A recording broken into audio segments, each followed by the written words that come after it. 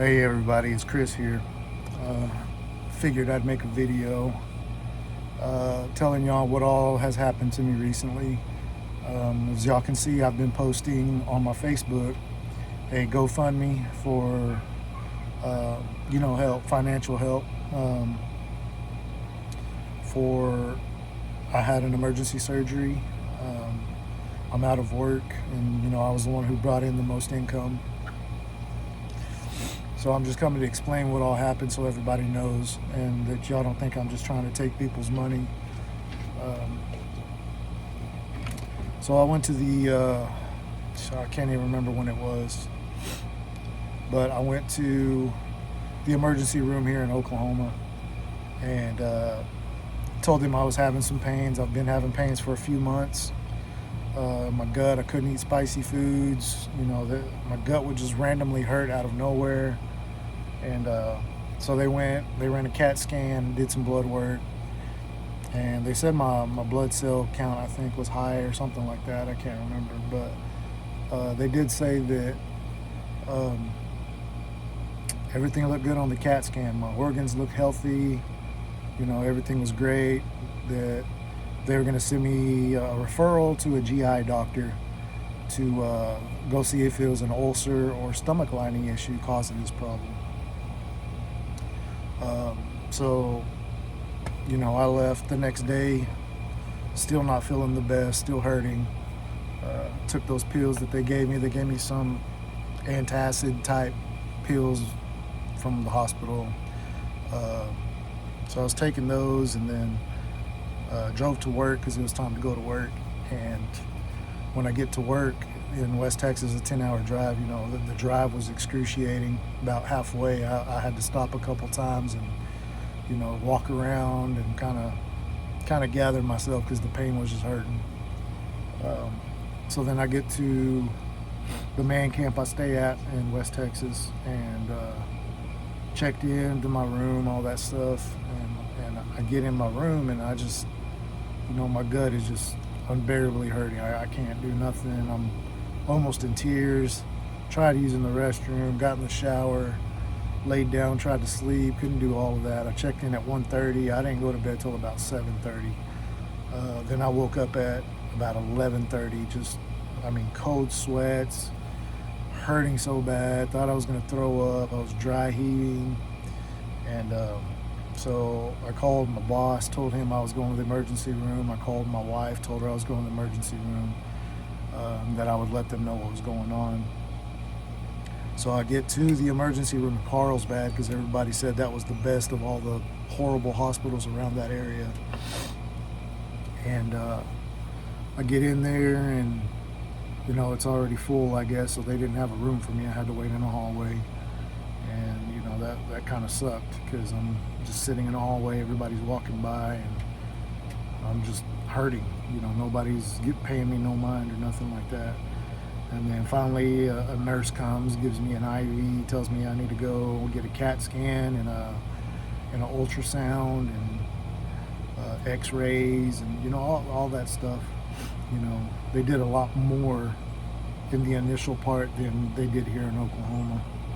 So during the ultrasound, the tech there was asking me if I ever had any surgeries prior to me being there or anything, and I told her no, I've never been cut open, I've never had issues. So she went through, looked, and she said there's definitely going to be an issue, that she'll let the doctor tell me, yada yada yada. Send me back out into the hallway. So here I am back in the hallway, hurting, buckled over. And then finally a doctor comes out and says that they're going to have to perform emergency surgery because my gallbladder has ruptured. So once I got that news, I called my wife right away. I told her, and called my boss, let him know what was going on. And at this point, they finally found me a room, put me in there, was giving me morphine. That medicine did not do nothing for me. I was still in pain. I don't even think it took the edge off, to be honest, because they would give it to me, and I felt the same. There was no different. I kept telling them it's not doing anything. It's not doing anything. But they didn't care. But anyway, long story short, wife gets there, 10-hour drive for her. She drove her car that doesn't have an air conditioner. The AC pump is dead or whatever. So we got to get her one of those. But she drove there. I told her not to, but she did anyway, being my wife and all. So when she gets there, they're literally getting ready to roll me into the surgery. So she's there sitting with me, hugging me, holding me, doing her thing as a wife would. And they tell her that they're going to do a laparoscope. I don't know how to say that word, but basically they're going to go in with cameras the least invasive way and take my gallbladder out. So about an hour and a half into the thing, a nurse comes out, tells her that they had to cut me open because there was an issue, and that the doctor will come out and talk to her when everything's done. Well, here's my wife panicking. Nobody tells her nothing. 4 hours later, the doctor comes out, tells her that I'm okay, but they had to cut me open from right here. So they had to cut me open. And that what had happened was a gallstone had got stuck in the neck of my gallbladder. So as my gallbladder was making bile to try to put into my intestine or my stomach or wherever it is, it's right there between the intestine and the stomach. It couldn't shoot that bile in there because the gallstone was blocking the neck. So my gallbladder had ruptured. And he said when he cut me open, he said the stench was horrible, that I was rotten inside, I was septic, and that had I waited about 72 more hours, I probably would have been at the point of no return, and there's nothing they could have done for me.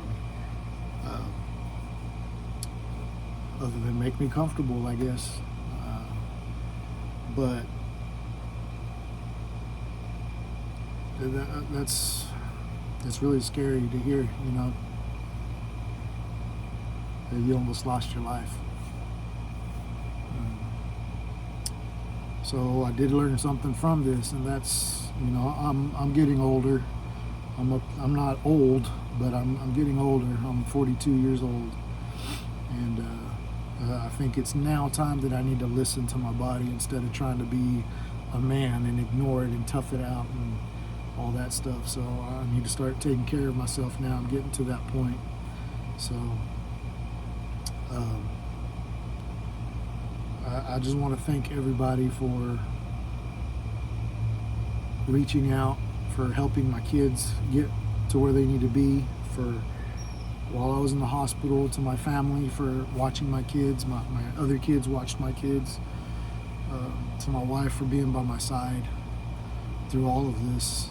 Even though I've been miserable, even now I've been depressed just because I haven't been able to do nothing but lay in bed. Up until the past 2-3 days, I've just been starting to walk around finally. I've been able to sit up, and it still hurts because I can feel the stent in there and it's really sore, but I can at least get around on my own without help. And I just want to thank everybody, those who have donated to my GoFundMe. If you can, please donate to help me pay my bills that need to be paid and help me get my kids the rest of their school supplies,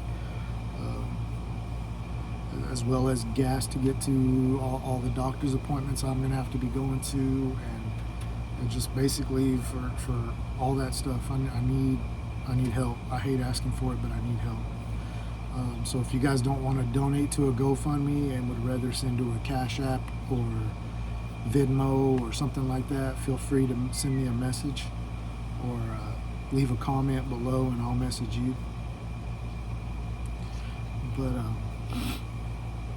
or if you guys would prefer, I can give you my address and you can buy whatever it is and ship it to me. If you guys feel that You know, if you're not able to send money or don't feel comfortable sending money, then you know I can just let you know what I need, I guess, and you guys can buy it and send it or whatever it is.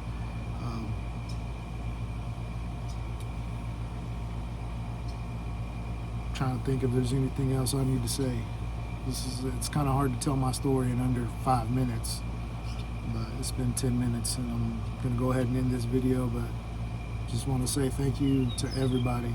I can't go through and name everybody, so I don't want nobody getting their feelings hurt that I didn't mention them or say anything, but you know who you are, who has helped me, and you need to know that I'm extremely grateful for every single one of you, for all that you've done. You know, my friends helping, my kids' friends for their families for helping, my kids for helping my kids, and me and my wife, my mom, my dad, my sister, my brother, my aunts, my uncles, my friends from work.